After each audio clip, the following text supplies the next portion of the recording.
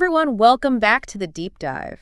You know we love to dig into the books you're all talking about, and lately, one that's been popping up everywhere is Stephen Guis's Mini Habits. Yeah, smaller habits, bigger results. It's a really catchy title. Totally, and a lot of you have been asking us to, really unpack this whole mini habits thing. It seems like everyone's intrigued by this idea of tiny actions leading to big changes. Exactly. So that's our mission today, to understand how these super small behaviors, these stupid small things, as Guis calls them, can actually help us build lasting habits and get bigger results. Way better than those typical New Year's resolutions that, let's be honest, most of us end up abandoning. Yeah, that 8% success rate for New Year's resolutions is pretty dismal. Right. There's got to be a better way. And Guis himself is kind of a poster child for this. He spent a decade struggling with those traditional personal development methods, the kind that rely heavily on willpower and motivation. Yeah, and those can be really tough to maintain. Totally. But then he stumbled upon this mini habits approach, and things really started to click for him. It's a pretty interesting story, actually. So our goal today is to give you a clear, concise understanding of this mini habit strategy. We'll cut through the noise and get to the heart of what makes it so effective without bogging you down with unnecessary details. Exactly. We want you to walk away feeling empowered, not overwhelmed. Okay, so let's start with the basics. What exactly are mini habits and what makes them so powerful? Well, mini habits are essentially these incredibly small, positive actions. So small, they might even seem silly at first. Like ridiculously easy things. Exactly. And the key is committing to doing them every single day. We're talking about setting the bar so low that you practically eliminate any resistance to getting started. So instead of aiming for a 30-minute workout, your mini habit might be to just do one push-up. Exactly. Or if you want to write a book, your mini habit could be to write just 50 words every day. That's so tiny, it almost feels like cheating. Right. But that's precisely the point. By making the initial requirement so incredibly small, you bypass that initial resistance that often keeps us from taking action. And the book kicks off with a great story that perfectly illustrates this principle. The One Push-Up Challenge. Oh yeah, that's a classic. Can you tell us a bit about that story? Well, it all started with a moment of, complete motivational failure. Like so many of us experience. Absolutely. Guys wanted to get into the habit of working out for 30 minutes every day, a pretty common goal. Sure.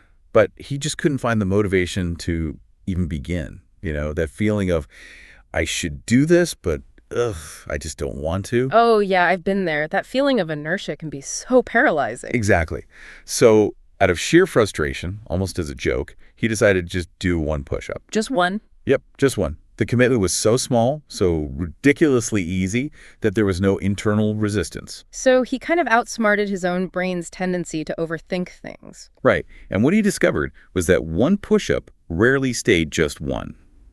Once he was down on the floor in that push-up position, he often found himself doing a few more. And sometimes even a full workout. Wow, so this tiny action actually created momentum. Precisely. And more importantly, he did at least that one push-up every single day, consistently. And over time, something really interesting happened.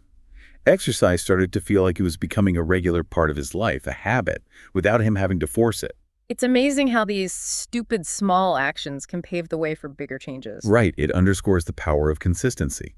Even the smallest, most insignificant actions, when done consistently, can compound into something truly significant. It's like that saying, Rome wasn't built in a day. It's all about those small, steady steps over time. Exactly. And as the book emphasizes, our lives are really just a collection of our habits. The little things we do day in and day out ultimately shape who we are and what we achieve. It's those seemingly insignificant daily actions that compound into the bigger picture. Absolutely. Think about it, the habit of making slightly healthier food choices every day. That might not seem like a big deal in the moment, but over time, those small choices can dramatically improve your health and well-being. Potentially even adding years to your life. Exactly. Or consider the habit of reading for just 1 hour each day. That doesn't sound like a lot of time. Right, but that small daily investment in learning can accumulate into a vast amount of knowledge over the course of a year. It's mind-blowing how those small, consistent actions can have such a massive impact over the long term. Now, the book also dives into the neuroscience behind why habits work the way they do. Can you tell us a bit about the key parts of the brain that are involved in building and maintaining habits? Okay, so to understand how habits work, we need to look at two key areas of the brain: the prefrontal cortex and the basal ganglia. Okay, and what do those areas do? Well, the prefrontal cortex is like the CEO of the brain. It handles all the higher-level thinking stuff, planning, decision-making, and it's also where we experience those desires for positive change. So that's the part of us that sets goals, envisions a better future for ourselves, that kind of thing. Exactly. It's the what could be part of our brain. Okay, so the prefrontal cortex is like the visionary. And what about the basal ganglia? What role does it play? Well, think of the basal ganglia as the brain's autopilot. It's responsible for all our automated behaviors, the things we do without really thinking about them, our habits. So the basal ganglia is the what is part of our brain. Exactly. It learns through repetition, and once a habit is ingrained in the basal ganglia, it requires very little conscious effort to execute. Like when you learn to ride a bike, at first, it takes a lot of conscious effort, right? Your prefrontal cortex is working overtime, trying to coordinate all the movements. Yeah, it's pretty clumsy and wobbly at first. Right. But eventually it becomes automatic. You don't have to think about it anymore. That's your basal ganglia taking over. So forming a new habit is really about training your basal ganglia to take over those actions that your prefrontal cortex wants you to do. Yes, that's a great way to put it. It's like moving a desired behavior from conscious effort to automatic execution. Like creating a shortcut in the brain. Exactly. And this is where that whole popular myth of 21-day or 30-day habit formation falls apart. That idea actually came from observations about how long it took amputees to adjust to limb loss, which is a totally different physiological process than building a new behavioral habit. So those arbitrary timelines don't really hold up scientifically. Right. There was a study in 2009 that actually found that the time it takes to form a new habit varies hugely depending on the person and the habit. How huge are we talking? Well, they found it could take anywhere from 18 days to, get this, 254 days. Wow, that is a huge range. Yeah. So setting our expectations based on some arbitrary timeline can actually be counterproductive. Right, because if you don't see results in those 21 or 30 days, you might just give up altogether. Exactly. And that same study actually found another interesting thing. Missing a day doesn't really derail a habit. I mean, it might feel discouraging, but from a physiological standpoint, one missed day isn't a big deal. That's reassuring to know. Yeah. The key takeaway here is that it's the consistent action over time that truly matters. It's like building a muscle. Consistency is key. Exactly. All right. Now, the book also talks a lot about motivation versus willpower. Why does it emphasize willpower as the more reliable strategy for habit change? Yeah, that's an interesting distinction. Well, think about motivation. It's that feeling of excitement, that drive, that pushes us to take action. It's that gung-ho feeling. Right. But the problem with motivation is that it's completely dependent on our feelings, which, as we all know, can be pretty fickle. Yeah, our mood can change from one minute to the next. Exactly. Think about all the things that can influence your motivation levels. A stressful day at work, what you ate for lunch, how much sleep you got, even the weather. The book even uses the example of cat vomit. Okay, that's a pretty vivid image. Right. It highlights how unpredictable motivation can be. You can't rely on it to be there when you need it. So trying to build lasting habits based solely on motivation is like building a house on sand, not a very solid foundation. Exactly. And there's another problem with relying solely on motivation. We often fall into the trap of thinking that motivation has to come before action. Like, I'll do it when I feel like it. Right. And that can lead to this vicious cycle of procrastination and inaction. Because if you're feeling lazy or unmotivated, well, that tends to make you feel even less motivated to do anything about it. You get stuck in a rut. Precisely. So the book argues that willpower is the more reliable strategy for habit change.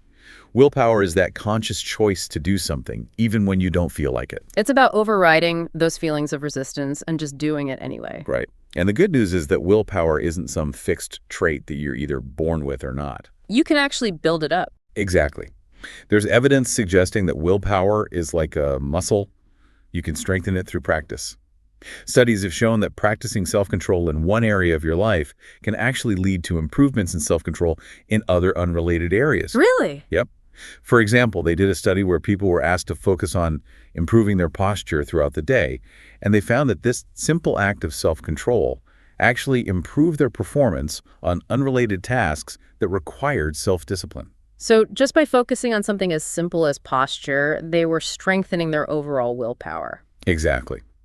And there's also evidence that regular aerobic exercise can improve willpower. So getting in shape physically can actually help you get mentally stronger as well. Right, but there's also this concept of willpower depletion. The idea that we have a limited amount of willpower and we can use it up. I've heard of that. It's like saying willpower is a finite resource, like a battery that can run out. Exactly. It's often referred to as ego depletion. A classic study on this involved cookies and radishes. Okay, I'm intrigued. So they had participants in this study come into the lab, and they were all hungry. Some of them were told to resist the temptation to eat these freshly baked cookies that were sitting right in front of them, and instead eat radishes. Oh, that sounds cruel. Right. Well, the point was to deplete their willpower reserves. Afterwards, they gave all the participants a difficult puzzle to solve. And guess what they found? What? The people who had to resist the cookies gave up on the puzzle much sooner than those who hadn't had to exert that initial self-control. Ah, so they had used up their willpower resisting the cookies and they didn't have much left for the puzzle. Exactly. And there's a ton of other research showing that making a series of difficult decisions can also deplete our willpower, making us more vulnerable to temptations later on. So while we can strengthen our willpower, we also need to be mindful of not overusing it. Precisely. We have to use our willpower wisely. And actually, there's a really interesting meta-analysis of a bunch of studies on ego depletion that identified 5 key factors that tend to drain our willpower. 5 key willpower drainers. Okay, I'm all ears. What are they? Well, the first one is the amount of effort required for a task. The more effort something requires, the more willpower it drains. Makes sense. The second factor is the perceived difficulty of the task. If something seems really hard, it's going to deplete your willpower faster. Yeah, even if it's not actually that difficult, just the perception of difficulty can drain you. Right. And the third factor is negative emotions.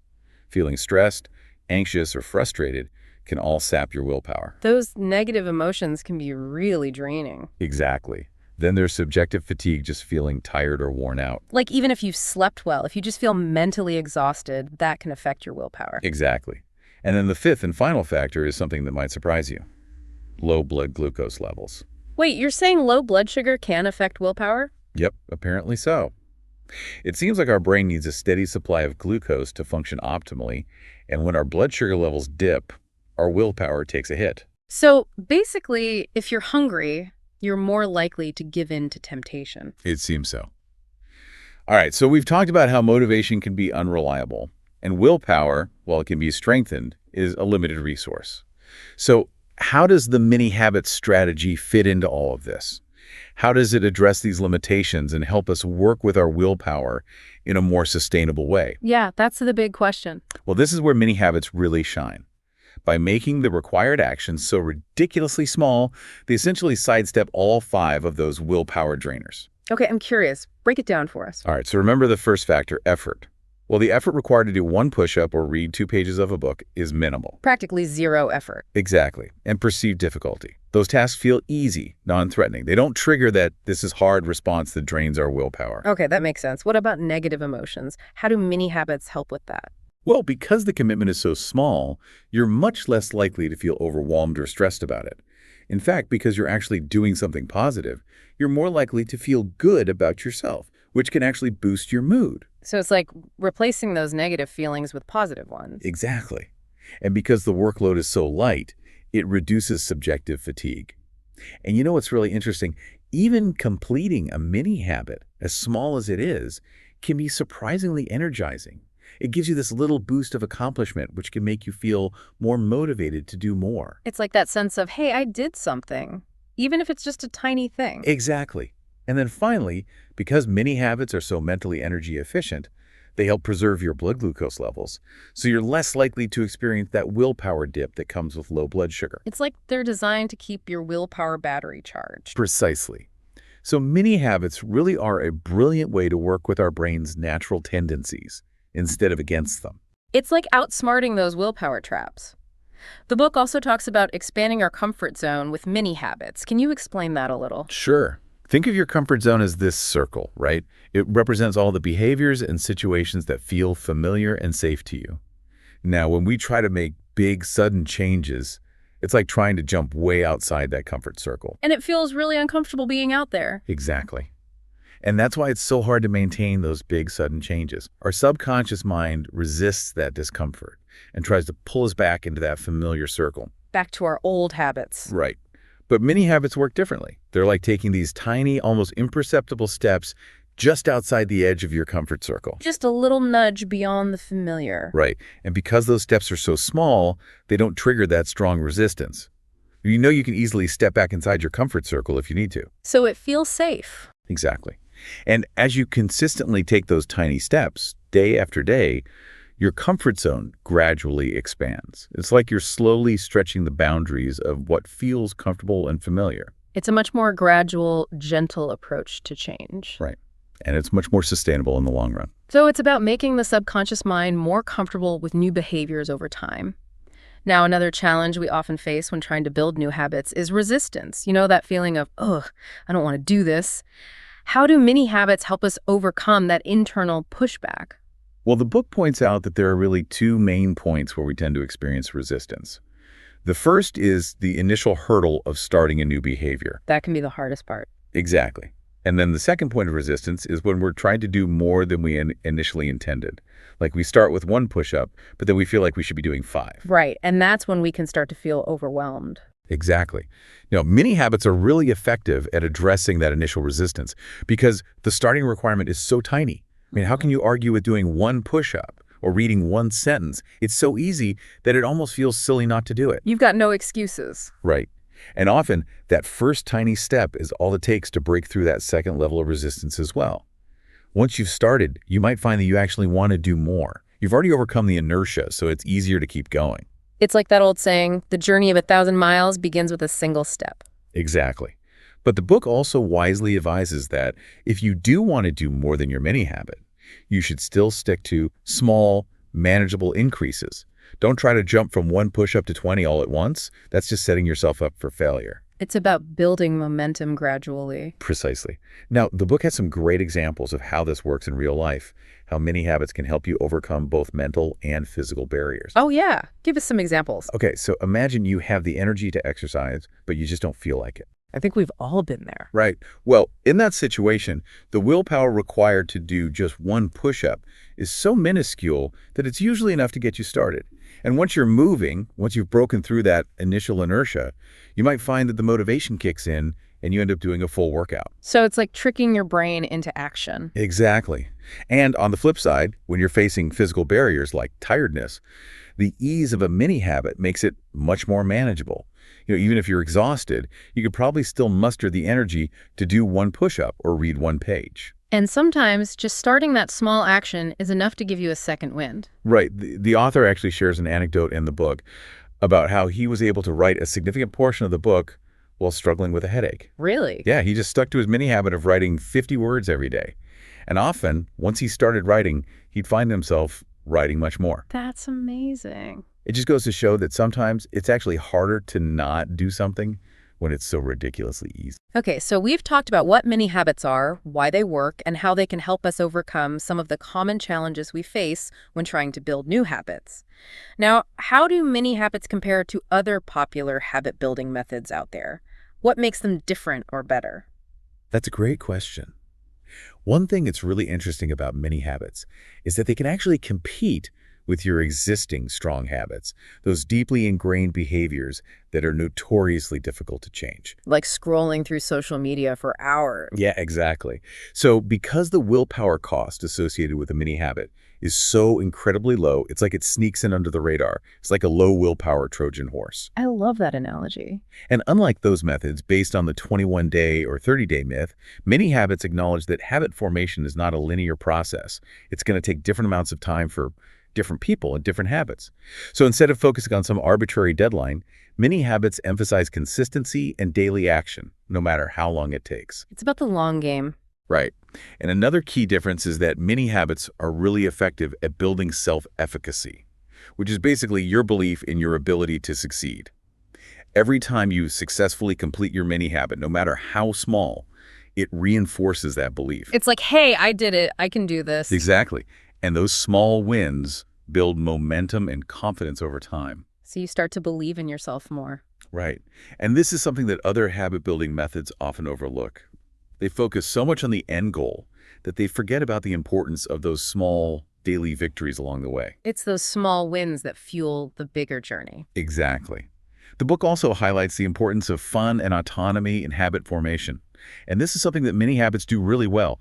Once you've met that tiny requirement, you have the freedom to do more if you want, or you can stop there, and there's no guilt or pressure. It's like, I did my one push-up, now I can relax. Right. And this sense of control is really motivating. There's a lot of research showing that when people feel autonomous, they're more likely to stick to their goals. It's been shown in studies on weight loss, smoking cessation, managing blood glucose levels. So it's not just about willpower, it's about feeling empowered. Exactly. And there's this other interesting aspect of many habits that I want to touch on. It has to do with how our mood affects our thinking. Okay, I'm curious. What's the connection?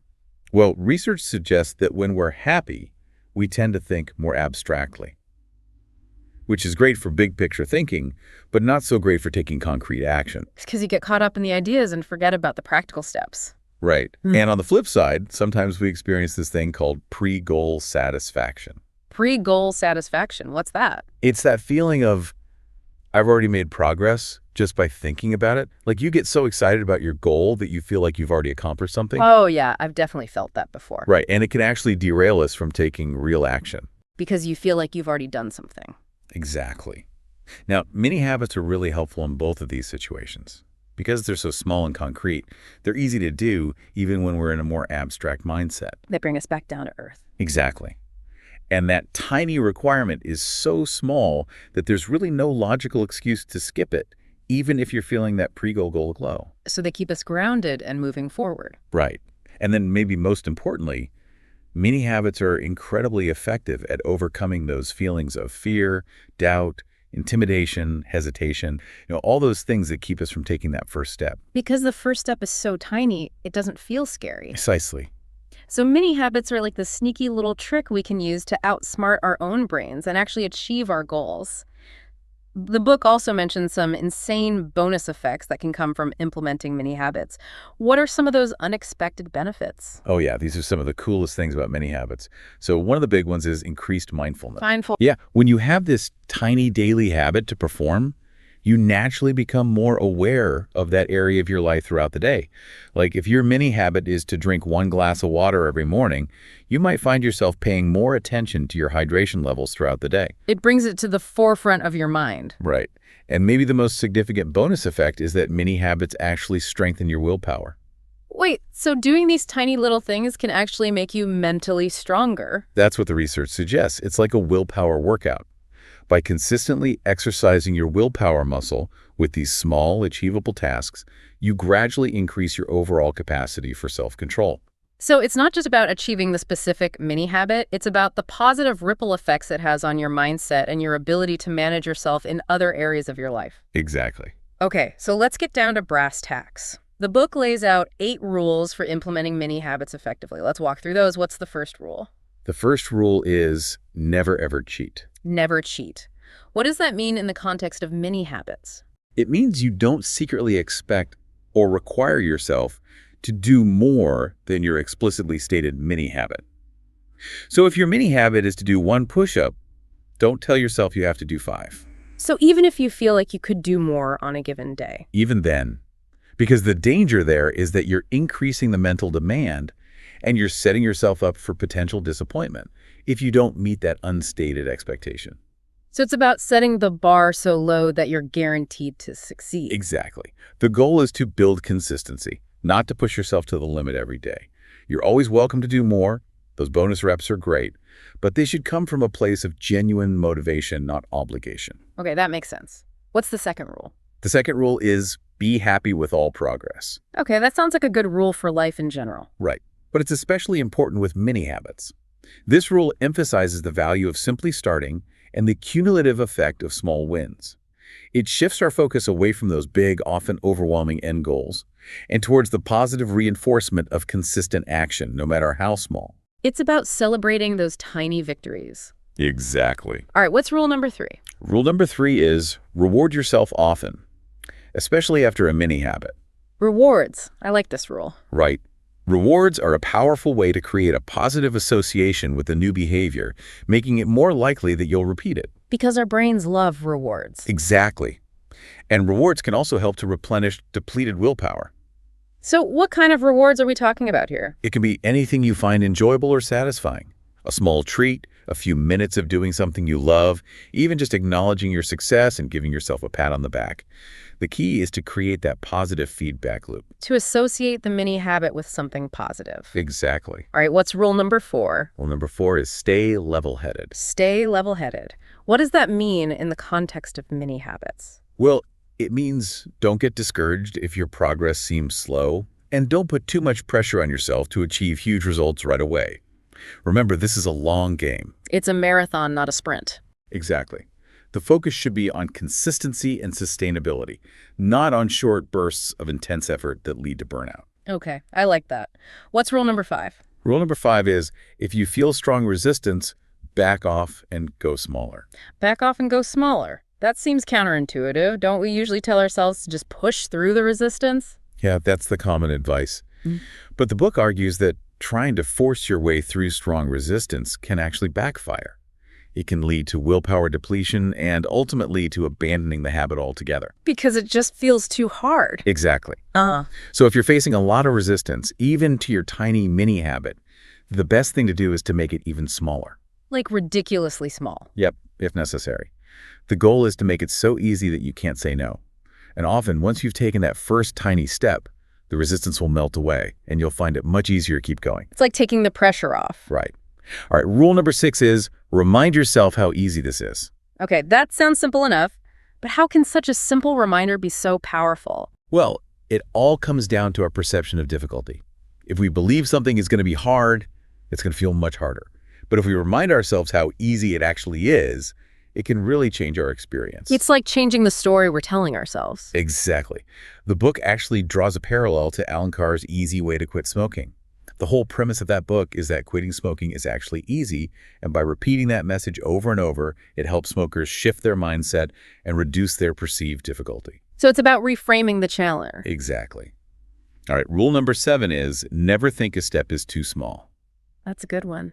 I think we often dismiss those small steps as insignificant. Yeah, we're so focused on the big picture that we forget that every journey, no matter how grand, is made up of those tiny steps. It's about honoring the process. Precisely. Okay, and what's the final rule? The 8th and final rule is put extra energy and ambition towards bonus reps, not a bigger requirement. So if you're feeling motivated on a particular day, don't increase your mini habit requirement for the future. Right. Because remember, the key to mini habits is keeping that daily requirement super small and easy. So it's always achievable. Exactly. So instead of increasing your requirement, just do more on those days when you feel like it. You'll make faster progress that way without the pressure of a constantly increasing obligation.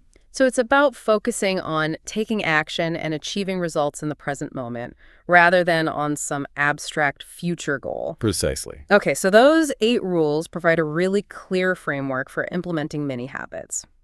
Now, let's talk about the actual process of choosing and implementing our own mini habits based on what we've learned from the book. Where do we start? Well, the first step is to identify those larger habits you want to build. The things you've been struggling with or wanting to do but haven't been able to stick to. So get clear on your goals. Right. And then the key is to minify those habits, to make them ridiculously small. And remember, we're talking stupid small here. So small they almost feel silly. Exactly. Instead of aiming for a 30-minute workout, commit to doing 1 push-up. Instead of writing a whole page, commit to 50 words. Instead of reading an entire chapter, aim for 2 pages. So break it down into the smallest possible unit. Right. And the book also suggests using... 恭喜你又听完了一本书，订阅以便不错过更多精彩节目，也别忘了分享给你的朋友，一起快乐听书学英语。